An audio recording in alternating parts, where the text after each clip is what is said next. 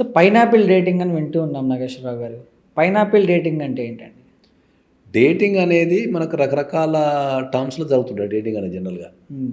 Okay. ఇప్పుడు మనకు pineapple dating అనేది ఏంది అంటే ఏందంటే ఇప్పుడు ఇది స్పెయిన్‌లో పుట్టింది యాక్చువల్లీ. ఓకే. స్పెయిన్‌లో చాలా ఫేమస్.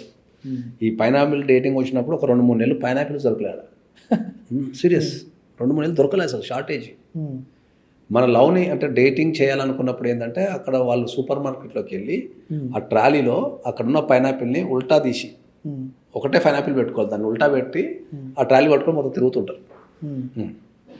అది అప్పుడు దాని అర్థం ఏంటంటే ఆ అమ్మాయో ఆ అబ్బాయో డేటింగ్ కోసం చూస్తున్నారు అని దాని అర్థం. హ్మ్.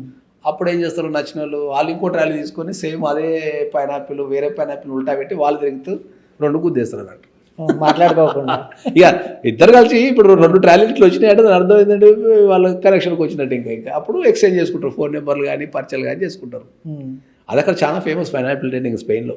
దాని తర్వాత అది యూరోప్ అదంతా పాకింది కానీ ఒక 2-3 నెలలు అక్కడ అసలు పైనాపిల్ దొరకలే స్పెయిన్లో. మొత్తం యూత్ అంతా అది ఇక్కడ మనకు ఇక్కడ ఇండియాలో కూడా నడిచింది కొంతకాలం. ఓకే.